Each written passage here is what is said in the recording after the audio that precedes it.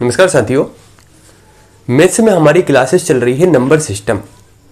Number system यानी कि संख्या पद्धति हमारी क्लास है। और नंबर सिस्टम में अगर आपने पुराने वीडियो देखे हैं तो हमने अभी 2 क्लासेस यानी 2 टॉपिक कंप्लीट कर चुके हैं। पहला टॉपिक था हमारा क्लासिफिकेशन ऑफ नंबर यानी संख्याओं का वर्गीकरण, और दूसरा जो टॉपिक हमने देखा वह देखा था यूनिट डिजिट इकाई अंक। बहुत अच्छे तरीके से हमने इकाई अंक को समझा। आज हमारी नई क्लास है और नई क्लास में आज हम बात करेंगे नंबर ऑफ जीरोस। ये नंबर सिस्टम यानी संख्या पद्धति में ही एक नया टॉपिक है जिसका नाम है नंबर ऑफ जीरोस। बहुत ही ज्यादा कह सकते हैं इंटरेस्टिंग टॉपिक है, क्योंकि इसमें हमें ढूंढना रहता है शून्य। इसे कहते हैं हिंदी में शून्यों की संख्या। शून्यों की संख्या। देखिए, अभी हमने 2 टॉपिक पढ़े। 2 टॉपिक में हमने बहुत बेसिक से चीजों को समझा। अगर अभी तक आपने पुरानी क्लास नहीं देखी और पहली बार इस वीडियो को देख रहे हैं तो निश्चित तौर पर आपको चीजें समझ में आएगी, क्योंकि नया टॉपिक है। नंबर सिस्टम के अंतर्गत ही ये टॉपिक आता है जिसका नाम है नंबर ऑफ जीरोस यानी शून्यों की संख्या। इस टॉपिक में करना क्या होता है, इस टॉपिक में आपको क्वेश्चन दे दिया जाएगा और क्वेश्चन में सिर्फ इतना पूछा जाएगा कि इस क्वेश्चन में कितने जीरो होंगे, यानी कि जब आप इस क्वेश्चन को सोल्व करेंगे तो अंतिम रूप से कितने जीरो होंगे। तो स्वाभाविक सी बात है, बहुत सारी ट्रिक्स इसमें लगेगी, क्योंकि बिना ट्रिक के आप कब तक सॉल्यूशन निकालते रहेंगे। कहीं जगह, बहुत जगह आपको यहाँ पर मल्टीप्लाई करना होगा, तो आप बार बार चीजों को मल्टीप्लाई नहीं कर सकते। हम जब हमारा नंबर सिस्टम समाप्त हो जाएगा या 1 या 2 टॉपिक जब हमारे कंप्लीट हो जाएंगे तो हम कैलकुलेशन ट्रिक्स पढ़ेंगे कि मल्टीप्लाई जल्दी कैसे करना हो तो कैसे करें, स्क्वायर से संबंधित ट्रिक पढ़ेंगे, बहुत सारी चीजों को पढ़ेंगे। अभी आप टॉपिक को समझते जाइए। तो नंबर ऑफ जीरोस को अगर मैं शुरू करूं, कहने का मतलब है शून्यों की संख्या। ये जो टॉपिक है इसको अगर मैं शुरू करूं तो ये नया टॉपिक है। पहली बात तो ये, तो बिल्कुल अगर आप पहली बार देख रहे हैं तो 100% श्योर है कि आपको चीजें समझ में आएगी। और पुराने वीडियो नहीं देखे हैं तो एक बार जरूर देखें ताकि आपको कॉन्सेप्ट जरूर क्लियर हो। नंबर ऑफ जीरोस में मैं समझाने का अगर आपको प्रयास करूं तो क्वेश्चन कैसे आएगा। जैसे मान लीजिए प्रश्न है 25 × 12 को आपको सोल्व करना है और सोल्व कर कर यह बताना है कि इसमें शून्यों की संख्या कितनी होगी। कि आपको प्रश्न दे दिया है कि 25 × 12 यह आपका प्रश्न है। इस क्वेश्चन को जब आप सोल्व करेंगे तो सोल्व करने पर इसमें कितने जीरो आएंगे। तो आप इसे कैसे सोल्व करेंगे, आप 12 का मल्टीप्लाई 5 में करेंगे। तो 12 का मल्टीप्लाई अगर हम 5 में करते हैं तो आता है 60, 60 का जीरो हासिल 6 आता है। 12 दूनी 24, 24 में अगर हम 6 जोड़ देते हैं तो हो जाता है 30। कहने का मतलब अगर ये प्रश्न आया और इसमें पूछा गया कि इसमें शून्यों की संख्या कितनी होगी, जीरो की संख्या कितनी होगी, तो हम इसमें देख रहे हैं 1 और 2 यानी 2 जीरो इस प्रश्न में हमें देखने को मिले। इस तरीके से इसका आंसर हो जाएगा 2, इसका आंसर रहेगा। समझे आप। कहने का मतलब क्वेश्चन दिया होगा जिसमें हमें बताना है कि जब हम इसे सोल्व करेंगे, जैसे हम यूनिट डिजिट इकाई अंक में पढ़ते थे तो हमें क्या बताते थे कि इसमें इकाई अंक क्या होगा। जैसे इस क्वेश्चन का इकाई अंक हो गया 0, है ना। तो बस ऐसे ही यहां पर यह बताना है कि लास्ट में सोल्व करने पर कितने जीरो आएंगे, कितने शून्य आएंगे। तो हमने देखा इसमें 2 शून्य आ रहे तो हमने आंसर बता दिए 2। लेकिन एक बात समझने का प्रयास कीजिए कि ये तो छोटी डिजिट है। अगर इसके स्थान पर बड़ी डिजिट आ जाती तो फिर हम क्या करते, फिर तो समस्या हो जाती। हम कब तक सोल्व करते, कब तक मल्टीप्लाई करते। तो इसके लिए सोल्व करने के लिए हमेशा ध्यान रखिए, इस टॉपिक का जो मेन हीरो है वह मेन हीरो है 5। 5 बड़ा ही प्यारा अंक है। ये 5 इस नंबर ऑफ जीरो यानी शून्यों की संख्या वाला जो टॉपिक है इसका मेन हीरो है। क्यों? हमने इकाई अंक में पढ़ा कि अगर 5 का मल्टीप्लाई किसी सम संख्या में कर दें, सम का मतलब है इवन नंबर। अगर किसी भी इवन नंबर में सम संख्या में 5 का मल्टीप्लाई कर देते हैं, 5 का गुणा करते हैं, तो यहां पर आंसर आता है 0। करके देख लीजिए। 5 इंटू सम संख्या, सम 1 2 है तो 5 दूनी 10। कहने का मतलब लास्ट अंक आ गया आपका 0। ठीक है। 5 का मल्टीप्लाई अगर किसी विषम संख्या में करते हैं यानी ऑड नंबर में करते हैं तो आंसर हमेशा आता है 5। आपने देखा होगा कि लास्ट का अंक हमेशा 5 आता है। यानी जैसे मान लीजिए 5 × 3 हम करें तो 5 तिया 15, लास्ट डिजिट आ गया 5। ठीक है, फिर 5 का मल्टीप्लाई यदि हम सम में करें यानी इवन नंबर में करें और विषम में करें, विषम संख्या यानी ऑड नंबर में करें, तो भी आंसर आता है 0। यहां तक चीजें क्लियर है। कहने का मतलब यहां पर हम देख सकते हैं कि 5 का मल्टीप्लाई हमने सब में किया तो 10। अब इस 10 का मल्टीप्लाई जब हम 3 में करेंगे यानी इस विषम संख्या में करेंगे तो लास्ट तो 0 ही आना है। कहने का मतलब नंबर ऑफ 0 में बस अगर आप इस कॉन्सेप्ट को समझ गए कि 5 का मल्टीप्लाई अगर सम संख्या में होगा तो आंसर 0 आएगा, लास्ट संख्या 0 आएगी। 5 का अगर विषम में होगा तो लास्ट डिजिट आएगा 5, और 5 का सम और विषम दोनों में होगा तो लास्ट डिजिट 0 ही आना है। और बस हमें 0 इस क्वेश्चन में बताना है। तो हमें क्या समझना होगा, हमें यह देखना होगा कि कोई भी जो प्रश्न है उस प्रश्न में कितने 5 है और कितनी सम संख्या है। जितने 5 उतनी ही अगर सम संख्या आई तो इसका मतलब उतने ही 0 उस प्रश्न में होंगे। कैसे समझने का अब हम प्रयास करते हैं। देखिए, अभी जो हमने ये प्रश्न सोल्व किया इसे हमने मल्टीप्लाई करके निकाला कि इसमें 2 0 होंगे। लेकिन अगर हम इस क्वेश्चन को थोड़ा सा और तोड़कर देखें, थोड़ा सा तोड़ते हैं, मरोड़ते हैं, उसके बाद अगर हम देखें तो ये जो 25 है इस 25 को मैं लिख सकता हूं 5 × 5। 5 × 5 अगर मैं करता हूं तो 5 × 5 का मतलब भी होता है 25। फिर इस 12 को मैं लिख सकता हूं 2 × 2 × 3, 2 दूनी 4 और 4 तिया 12।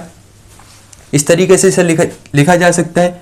कहने का मतलब हमने ये जो 25 × 12 है इसे थोड़ा सा तोड़ दिया। 25 को हमने 5 × 5 कर दिया और 12 को 2 × 2 × 3, तो 5 25 और 2 दूनी 4 और 4 तिया 12। ठीक है, हमने क्या देखा था कि जितने 5 है उतनी ही अगर हमें सम संख्या मिल जाए तो उस क्वेश्चन में उतने ही 0 होंगे। तो हमने देखा कि साहब यहां पर एक 5 है, एक सम संख्या आ गई, दूसरा 5 है, दूसरी सम संख्या आ गई। कहने का मतलब इसमें जितने 5 है अगर उतनी ही सम संख्या हमें मिलती है तो उतने ही 0 आएंगे। तो मैंने देखा 2 5 है और 2 सम संख्या है। इसका मतलब यह है कि इस क्वेश्चन में 2 0 100% आएंगे। इस तरीके से इसका आंसर हो जाएगा 2। हो सकता है आपको कम समझ में आया होगा, तो थोड़ा सा और हम समझते हैं दूसरे क्वेश्चन को लेकर। कहने का मतलब विषम आए तो विषम तो हमारे काम का है नहीं, हमें तो सम संख्या और 5 चाहिए। अब देखिए, इसी क्वेश्चन को थोड़ा सा और बढ़ा लेते हैं। मान लेते हैं इस 25 को हम लिखते हैं 125। मैंने लिखा इस 25 को 125 × 12, तो 125 को हम लिख सकते हैं 25 × 5। इस 12 को वही हमने 2 × 2 × 3। इस 25 को फिर से 5 × 5 कर देते, 5 × 5 × 5 × 2 × 2 × 3। अब बड़ा इंटरेस्टिंग हो गया क्वेश्चन। हमने कहा साहब जितने 5 है उतनी ही सम संख्या होनी चाहिए, उतने ही 0 आएंगे। तो हमने देखा कि एक 5 है तो एक सम संख्या है यानी एक 0 तो आएगा। फिर दूसरा 5 है, दूसरी सम संख्या है यानी कि 2 0 आएगा। फिर हमने देखा तीसरा 5 है लेकिन अब सम संख्या नहीं है, विषम संख्या, इसका मतलब तीसरा 0 नहीं आएगा। तो हमें समझ में आ गया कि इसमें 2 5 और 2 सम संख्या होने के कारण इसका जो आंसर आएगा वह आंसर आएगा 2। यानी इस क्वेश्चन को सोल्व करने पर 100% तय है कि लास्ट में केवल 2 0 ही आएंगे। बस इस तरीके से क्वेश्चन आना है, इस क्वेश्चन को तोड़कर देखना है, हमें समझ में आ जाएगा कि इसमें कितने 5 होंगे और कितने 5 होंगे उतनी ही अगर हमें सम संख्या मिल जाएगी तो हम आसानी से आंसर निकाल लेंगे और जीरोस को बता देंगे। चलिए मैं क्वेश्चन लिखकर लाया हूं, अब हम क्वेश्चन देखते हैं। अगर आप बार बार प्रैक्टिस करते रहे ना तो आपके लिए बड़ा आसान रहेगा इस टॉपिक को समझना। और अभी शुरू के हो सकते हैं 1-2 क्वेश्चन अगर आपको समझ में नहीं आ रहे तो चिंता ना करें, बार बार जब क्वेश्चन रिपीट होंगे तो आपको चीजें समझ में आने लगेगी। प्रश्न है शून्यों की संख्या ज्ञात कीजिए, यानी find number of zeros in, question है हमारा 75 × 256 × 2250 × 79 × 88 यानी 88। इसका ऑप्शन है A 5, B 6, सी 7 और डी 8। तो प्रश्न ये कह रहा है कि ये जो अंक दिया गया है इसे मल्टीप्लाई करने पर इसमें लास्ट में कितने जीरो आएंगे, आपको केवल इतना बताना है, यानी शून्यों की संख्या बतानी है कि शून्यों की संख्या ज्ञात कीजिए और उसमें हमें दे दिया है यहां पर कुछ अंक लिखकर दिए हैं जिनका मल्टीप्लाई करना है। तो हमने देखा जब भी इस क्वेश्चन को सोल्व करना है सबसे पहले तो हमें यह देखना है कि कौन कौन से नंबर है जहां पर 5 हमें मिल सकते हैं। तो हमने देखा 75 में 5 आएगा, 256 में तो हमें 5 दिखेगा नहीं, 2250 में 5 आएगा, 79 में एक विषम संख्या है तो यहां पर तो 5 से मतलब नहीं है, और यहां पर भी हमें बहुत सारी सम संख्या मिलेगी। तो हमने क्या देखा कि दो अंक ऐसे हमें समझ में आ गए जहां पर 5 हमें 100% मिलना ही है। कौन कौन से? 75 और 2250। तो हमें क्या करना है, केवल इन दोनों को ही तोड़कर देखना है। 75 को मैं 15 इंटू 5 लिख सकता हूं। अगर मैं 15 का 5 में मल्टीप्लाई करता हूं तो 15 5 75, ठीक है। और 2250 को मैं लिख सकता हूं 225 इंटू 10। कहिए हाँ, यहां तक समझ में आ रहा? कहने का मतलब पहले तो ये देखिए कि 5 किस किस संख्या में मिल सकता है। तो 2 में हमें 5 मिल सकता है, इनमें हमें 5 नहीं मिलेगा, लेकिन यहां पर सम संख्या जरूर हमें मिल जाएगी। और हमने देखा कि नंबर ऑफ जीरोस में केवल हमें 5 ही ढूंढना है, 5 और सम संख्या ढूंढना हमारा काम हो जाएगा। फिर मैंने देखा कि इस 15 को मैं लिख सकता हूं 5 इंटू 3 इंटू ये 5 है तो फिर मैंने 5 लिखा। फिर मैंने देखा कि 225 को मैं 25 इंटू 9 लिख सकता हूं, इंटू 25 नमागे 225 इंटू इस 10 को मैं लिख सकता हूं 5 इंटू 2 5 दून 10। यहां तक समझ में आ रहा? फिर हमने क्या कहा कि यहां पर ये जो 25 है इस 25 को 5 इंटू 5 करके 9 इंटू 5 इंटू 2। तो हमें क्या देखना था, हमने क्वेश्चन को कैसे समझा था कि हमें क्वेश्चन में केवल 5 और सम संख्या मिलनी चाहिए। तो हम यहां पर एक बात तो समझ गए कि यार यहां पर भी एक सम संख्या है, 256 में भी बहुत सारी सम संख्या आएगी। जब हम 256 को तोड़ेंगे तो 2 इंटू 2 इंटू 2 इंटू 2 इंटू करते करते जब चले जाएंगे तो सम संख्या बहुत सारी आएंगी। 88 में भी बहुत सारी सम संख्या आएंगी। कहने का मतलब हमारे पास सम संख्या तो पर्याप्त है, बस हमारे पास इतने 5 होने चाहिए। जितने 5 होंगे उससे कहीं ज्यादा हमारे पास सम संख्या मिल जाएगी, क्योंकि 256 में बहुत सारी सम संख्या है, 88 में भी बहुत सारी सम संख्या है। तो हमें दो चीज ढूंढना है, एक तो 5 और एक सम संख्या, ठीक है। तो हम देखते हैं यहां पर 5 कितने हैं। तो हमारे पास एक 5 हो गया, 2 3 4 और 5। हम ये देख रहे हैं कि इस क्वेश्चन में सम संख्याएं तो बहुत सारी है, लेकिन हमारे पास 5 केवल 5 ही है। और जब 5 ही 5 है, यानी कि 5 कितनी बार आया, केवल 5 बार आया, तो भले ही सम संख्या ज्यादा है लेकिन इसमें शून्य कितने आएंगे, 5 ही शून्य आएंगे। यहां तक आप समझे या नहीं? इस तरीके से इसका आंसर हो जाएगा ऑप्शन ए, यानी 5 इसका सही आंसर होगा। कहने का मतलब जब भी क्वेश्चन दिया जाए उस क्वेश्चन में देखिए कि 5 और सम संख्या कितनी हो सकती है। आप कहेंगे सर इसमें सम संख्या तो बहुत है लेकिन इतने जीरो क्यों नहीं आ रहे? क्योंकि इसमें 5 केवल 5 बार ही आ रहे हैं, और 5 बार आने के कारण 5 बार ही जब हम सम संख्या से मल्टीप्लाई करेंगे जीरो आएगा। इसके अलावा कोई संख्या नहीं है जिसका मल्टीप्लाई करेंगे तो जीरो आएगा। तो कहने का मतलब बस ये देखिए कि 5 कहां कहां मिल सकता है। 75 में 5 मिलेगा, 2250 में 5 मिलेगा। फिर 75 को हमने दो अंकों में तोड़ दिया, 2250 को फिर हमने तोड़ा। इसके बाद 5 या 15 और 15 5 75, इन्हें कुल मिला के हमें यह देखना है कि 5 कितने निकल सकते, बस 5 निकालते जाइए। तो इस तरीके से इस क्वेश्चन का आंसर हो जाएगा ऑप्शन ए, यानी 5 इसका सही आंसर होगा। समझ में अगर नहीं आ रहा है तो कमेंट करके जरूर बताएं, और चिंता ना करें, धीरे धीरे चीजें समझ में आने लगेगी। अगला क्वेश्चन देखते हैं।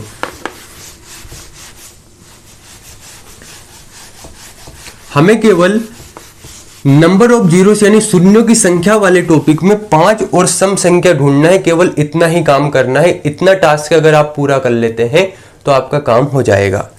क्वेश्चन है शून्यों की संख्या ज्ञात कीजिए, यानी कि फाइंड नंबर ऑफ जीरोस इन 2 की पावर 9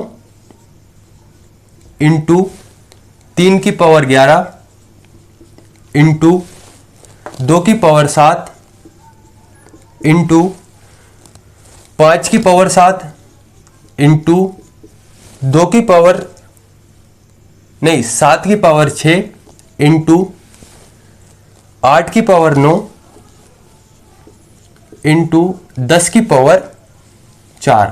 देखिए ये हमारा प्रश्न है और ये प्रश्न कह रहा है कि आपको इस क्वेश्चन में जीरोस बताना है कि इस क्वेश्चन को सोल्व करने पर शून्यों की संख्या कितनी होगी।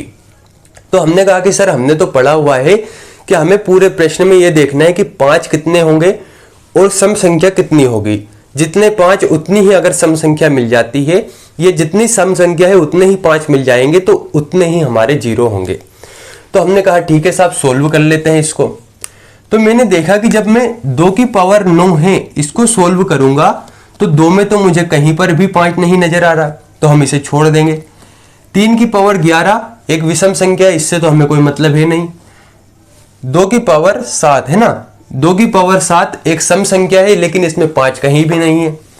5 की पावर 7 में जरूर यहां पर 5 है और 5 कितने हैं, 7 बार 5 मिलने हैं हमको। इंटू 7 में भी कहीं 5 नहीं है, 8 में भी कहीं 5 नहीं है। लेकिन आप जब 10 को देखेंगे तो एक बात जरूर कहेंगे कि सर 10 में एक 5 तो हमें मिलेगा। इसका मतलब इस 10 को हम लिख सकते हैं 5 की पावर 4 इंटू 2 की पावर 4, यानी इस 10 को तोड़ दीजिए 2 भागों में, 5 दूनी 10, तो 5 की पावर 4 हो जाएगा, 2 की पावर 4 हो जाएगा। हमें केवल 5 ढूंढना है और सम संख्या ढूंढना है।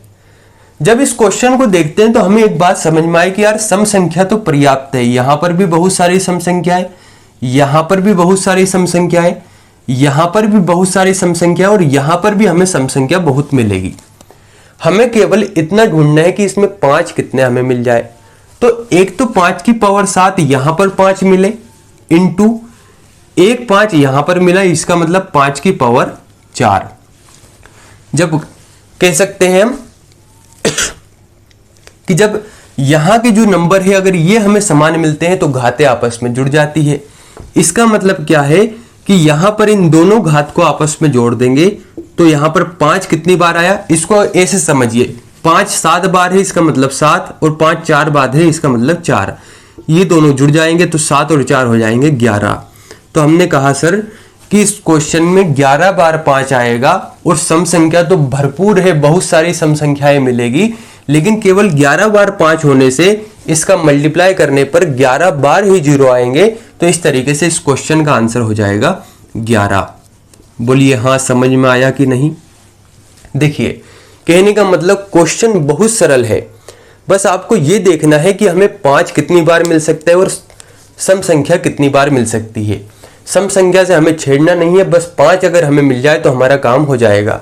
जब यहाँ के डिजिट समान होते हैं तो इनके ऊपर की घात जुड़ जाती है, 7 और 4 को जोड़ेंगे तो 11, इसका मतलब इस पूरे क्वेश्चन में 11 बार 5 आएगा और 11 सम संख्या तो हमें मिल ही जाएगी, इसका मतलब उतने ही जीरो आने हैं। तो इस क्वेश्चन में 11 जीरो आएंगे। ठीक है दोस्तों, देखते हैं अगले क्वेश्चन को। बड़ा ही इंटरेस्टिंग क्वेश्चन है और थोड़ा सा ट्रिक लगाएंगे तो आपको बहुत मजा आएगा उस क्वेश्चन को सोल्व करने में। प्रश्न देखिए, आप पहले प्रश्न में लिखते जाइएगा, मैं लिख नहीं रहा हूं कि शून्यों की संख्या ज्ञात कीजिए। और अगर आप इंग्लिश में पढ़ रहे हो, अंग्रेजी माध्यम से पढ़े हुए हो, तो इसका मतलब है कि फाइंड नंबर ऑफ जीरोस इन, उसके बाद जो भी मैं डिजिट लिखूं उसे आप लिख लीजिएगा। तो शून्यों की संख्या ज्ञात कीजिए और क्वेश्चन है 1 इंटू 2 इंटू 3 इंटू 4 इंटू 5, इस तरीके से मल्टीप्लाई होते हुए कहां तक जाना है, 100 तक जाना है।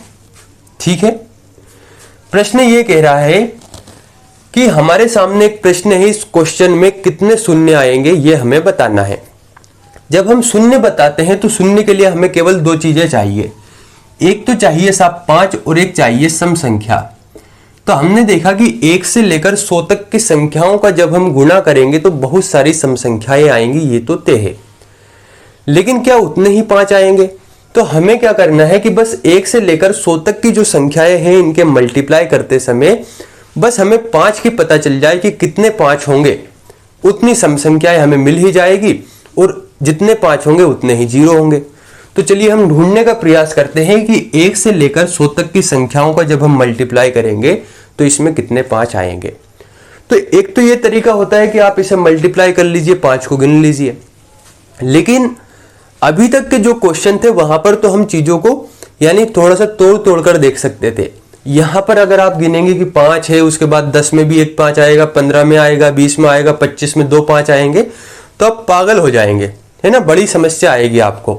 तो जब भी ऐसे क्वेश्चन आए, इस प्रकार के क्वेश्चन में एक ट्रिक हमेशा ध्यान रखना कि जो लास्ट का डिजिट है, अगर क्वेश्चन लगातार है तो जो लास्ट का डिजिट है, इस लास्ट के डिजिट में हम 5 से भाग देंगे। तो इसे सोल्व कैसे करना है, जो लास्ट की संख्या है, लास्ट की संख्या में हमें केवल 5 से भाग देना है और हमारा काम हो जाएगा। कैसे, जैसे ये है लास्ट में हमारे पास है 100 और हमें ये निकालना है कि इसमें 5 कितने आएंगे। तो इस 100 में मैं दे देता हूं 5 से भाग। जब मैं 100 में 5 से भाग देता हूं तो 5 दून 10, यहां पर 5 दून 10, 0 वैसा ही आ जाएगा। फिर 5 से भाग दूंगा तो 5 चौक 20। जब हम इससे भाग देंगे तो भाग देने के बाद क्या करना है, जिस संख्या में भाग दिया उस संख्या को छोड़ दीजिए। इसको हमने छोड़ दिया। इसके बाद जितनी भी संख्याएं आती हैं इनको जोड़ दीजिए। तो हमने देखा नीचे 2 संख्याएं आई, एक तो आया 20 और एक आया 4। तो 20 और 4 को जोड़ दीजिए, तो दोनों को जोड़ने पर क्या आएगा, 24। कहने का मतलब इस क्वेश्चन में 24 बार 5 आएगा और सम संख्याएं तो 5 से ज्यादा ही मिलेगी। इसका मतलब 24 इसमें 0 आएंगे। समझ गए आप कहेंगे सर ये क्या किया आपने, हमें समझ में नहीं आया। देखिए, ऐसा क्वेश्चन मिले तो इसमें हमेशा एक ट्रिक ध्यान रखें कि 1 से लेकर n तक की जो संख्याएं हैं उसमें जो लास्ट संख्या है उस संख्या में, जैसे मान लीजिए मैं कहूं इसमें कितने 3 आएंगे, तो कुछ नहीं करना है, 100 में 3 का भाग दे दीजिए। भाग जहां तक जाता है वहां तक भाग दीजिए, लास्ट की जो संख्याएं रहेगी उन्हें जोड़ दीजिए, उतने ही 3 आएंगे। तो 2 का पूछा जाए तो 2 से भाग दे दीजिए। तो हमने कहा साहब हमें तो बस 5 से मतलब है, 5 इसमें मिल जाए, क्योंकि हमें पता कि इसमें सम संख्या तो बहुत रहेगी। तो 5 से पता करने के लिए लास्ट जो संख्या है उसमें 5 से भाग दीजिए। 5 से भाग दिया तो 5 दून 10, 0, 5 चौक 20। ऊपर की संख्या को छोड़कर नीचे की सारी संख्या को जोड़ दीजिए और जितनी भी संख्याएं आती है उतने ही इस क्वेश्चन में हमें 0 मिलेंगे। यानी 1 से लेकर 100 तक की संख्याओं के मल्टीप्लाई करने पर इसमें 24 बार 0 आएगा। इस तरीके से इसका सही आंसर होगा 24। मेरे ख्याल से अब थोड़ा सा आपको चीजें स्पष्ट होने लगी है।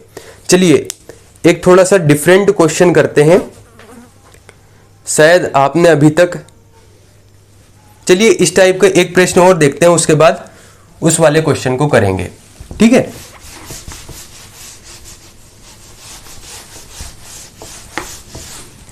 प्रश्न है 1 इंटू 2 इंटू 3 इंटू 4 इंटू इस तरीके से मल्टीप्लाई होते हुए 377 इंटू 378, ये हमारा प्रश्न है। इस प्रश्न में हमें यह बताना है कि इस पूरे प्रश्न में शून्यों की संख्या कितनी होगी, ठीक है। तो हमने कहा कि सर हमें तो पता है कि जब भी हमारे सामने इस तरीके का क्वेश्चन आए कि 1 से लेकर n तक की संख्याएं हैं उसमें 5 बताना है, तो हमें तो लास्ट का अंक पकड़ना है। हमने देखा सर लास्ट का अंक है 378, 378। हमें इस 378 में भाग देना है 5 से। हमने 5 से भाग दिया, 5 छक 30, 5 सते 35, 35 तक भाग गया, 35 तक भाग जाएगा तो 2 शेषफल बचेगा। 2 को यहां पर लिखेंगे तो हो जाएगा 28, तो 5 25। अब देखिए एक विशेष बात और ध्यान रखना, जहां तक भाग जाता है वहां तक भाग दीजिए, अगर शेषफल बचता है तो उसे छोड़ दीजिए, ठीक है। शेषफल हमने छोड़ दिया, फिर हमने इसमें 5 से भाग दिया, 5 एकम 5, यहां पर शेषफल बचा 2, 5 25। फिर 5 से भाग दिया, 5 तिया 15, 3 में 5 का भाग जाएगा नहीं, तो इस पहली संख्या को छोड़कर नीचे की 3 संख्याओं को जोड़ दीजिए। 75 में अगर हम 15 जोड़ते हैं तो हो जाता है 90, 90 में अगर हम 3 जोड़ेंगे तो 93। कहने का मतलब जब हम इस क्वेश्चन को सोल्व करेंगे तो यह 100% श्योर है कि इसमें 93 बार 0 आएगा। कितना सरल क्वेश्चन है। यानी अगर इसे समझने का प्रयास करें तो इसका मतलब यह है कि इसमें 93 बार 5 आएगा और सम संख्या तो बहुत सारी आएगी, तो 93 बार अगर हम 5 का मल्टीप्लाई सम संख्या में करेंगे तो 93 0 आना तय है। इस तरीके से इस क्वेश्चन का आंसर हो जाएगा 93। क्वेश्चन मेरे प्यारे साथियों, कुछ क्वेश्चन अब फैक्टोरियल से संबंधित है। शायद आपने फैक्टोरियल पहले कभी नहीं पढ़ा होगा, तो जो अगली क्लास रहेगी उस अगली क्लास में हम फैक्टोरियल को जानेंगे। हो सकता है आज अगर मैं समझाऊं तो आप ज़्यादा तनाव ले ले, तो इसलिए चिंता मुक्त रहिए, पढ़ते रहिए, देववर्मा एकेडमी पर मैथ्स की क्लासेस लेते रहिए। और भी कुछ आपके अगर डाउट है तो कमेंट करके जरूर बताएं। और अगर आपके कमेंट के जवाब मैं नहीं दे पा रहा हूं तो इसका मतलब ये नहीं है कि मैं जवाब नहीं देना चाह रहा, थोड़ा सा बिजी शेड्यूल होने की वजह से जवाब नहीं दे पाता हूं, लेकिन मैं आपके कमेंट पढ़ के कोशिश जरूर करता हूं कि आपके जवाब का रिप्लाई कर सकूं, आपके क्वेश्चन का रिप्लाई कर सकूं। तो साथियों पढ़ते रहिए, अगर क्वेश्चन समझ में नहीं आता तो कमेंट करके जरूर बताइए, कोशिश करूंगा कि आपकी समस्या का समाधान हो सके। और एक बात और ध्यान रखिए, हो सकता है कि ये प्रश्न आपको अभी समझ में नहीं आ रहे होंगे, लेकिन बार बार इन्हें देखते रहिए, इनकी प्रैक्टिस करते रहिए। अगर आप बार बार प्रैक्टिस करेंगे ना तो बहुत आसानी से चीजें समझ में आने लगेगी। जैसे होता क्या है ना कि आप किसी व्यक्ति से आप परिचित नहीं हैं, जब आप उससे मिलते हैं, धीरे धीरे बात करते हैं, बात करते करते परिचित होने लगते हैं और धीरे धीरे आप इतनी गहराई में उतर जाते हैं कि आपको पता ही नहीं लगता कब वह अपरिचित सा व्यक्ति आपके इतने करीब आ गया है कि जिसकी आपने कभी सोची नहीं थी। तो खुश रहिए, पढ़ते रहिए, प्रैक्टिस करते रहिए। बहुत बहुत धन्यवाद।